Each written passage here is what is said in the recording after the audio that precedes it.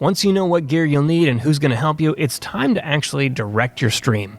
This is where you'll get to decide how your stream will look. When we watch the final program, everything looks smooth. But if you look inside the control room, you see the engine underneath the hood. But before we get into the nuts and bolts of directing a live stream, let's go over some basic terms you'll find on your switching interface. The main video source that goes out to the audience and the recorder is called the program bus. What you see on this screen is what the audience is seeing. The preview bus allows you to choose which shot will show up on the program bus next. On the preview bus, you can queue up your shot, load the graphics and titles, and frame the shot exactly how you want before you send it out live by switching the preview bus to the program bus. The take button toggles between preview and program. It's a direct cut to the next shot. The T-bar is a lever that transitions from preview to program. While the take button is a direct cut, the T-bar uses transitions such as fade and wipe. The speed of the transition is relative to the speed in which you move the T-bar. An alternative to using the T-bar is the auto button. This comes in handy because it gives you a constant transition every time, whereas transitions done with the T-bar may vary because you're controlling it manually. Of course, we can't forget about one of the most popular transitions, fade to black. Whatever's on the program monitor will fade to black. Right before starting a program, it's a great idea to fade to black, count down, press record, then press the black button again to fade up the image. Then at the end of the program, fade out. Those are a few of the most commonly used controls on your switcher. But be sure to thoroughly explore your switcher or switching software of choice before you go live. That way you can avoid the stress of deciphering cryptic buttons and labels in front of your live audience. Once you know what all the buttons do, you'll still need to learn how and when to use them to switch between inputs. Switching varies depending on the program. The first rule of thumb is to think like the audience. What does the audience want to see? If we're shooting a talk show, we might start with the establishing shot of the set, also known as a safe shot. In traditional broadcast production, this shot is usually set up on camera 1. But what if we don't want the audience to know who we're interviewing yet?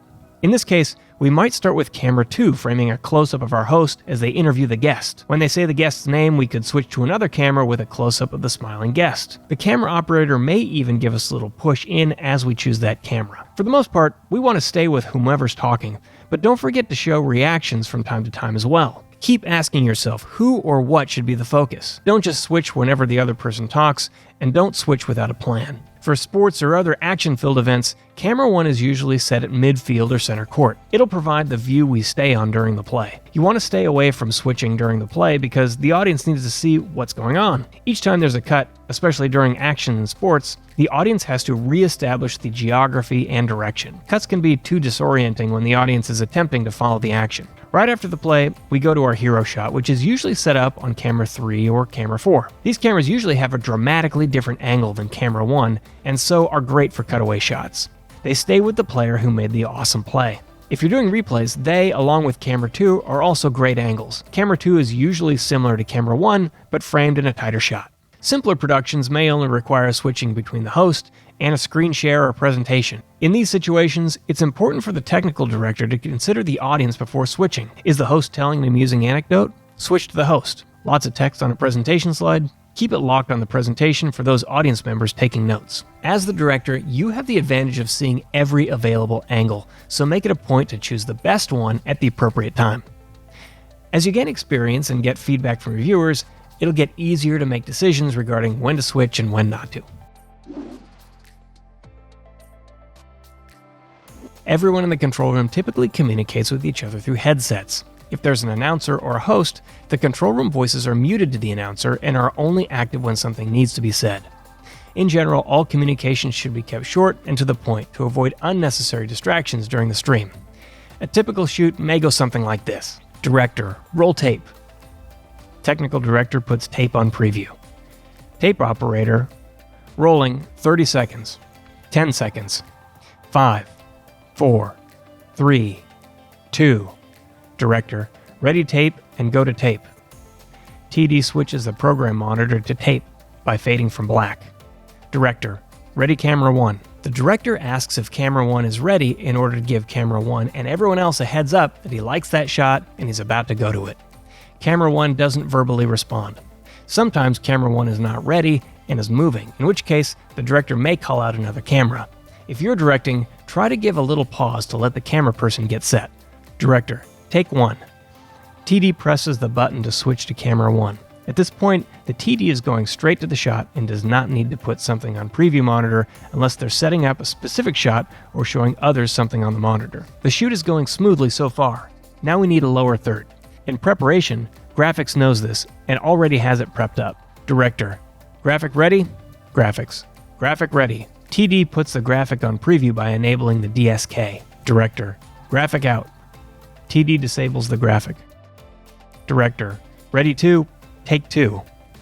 TD takes 2. Let's say the director wants to switch it up and use fades. Director. Let's fade. Ready 3? Fade to 3. At this point, the TD has a choice. After making sure the transition type on the board is set to fade, the TD can either press auto or use the T-bar to complete the transition. Director. Alright, let's go to break. Going to break means we're about to stop streaming live. In the world of television broadcasting, this is usually to show a commercial. The tape operator cues up the commercial. Graphics cues up the next lower third.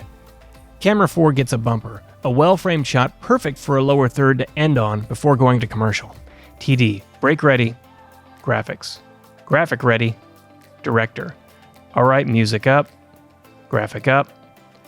Audio raises the music. TD enables the DSK. Director.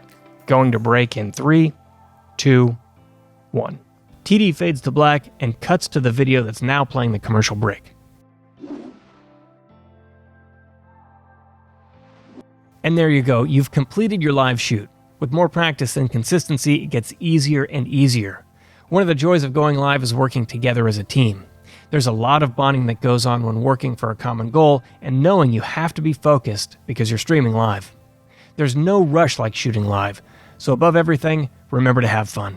Continued learning and practice, as well as taking refreshers on the basics, will help keep your skills sharp. Check out our video courses to stay on top of your game. Find a course by visiting videomaker.com/courses or click the link in the description.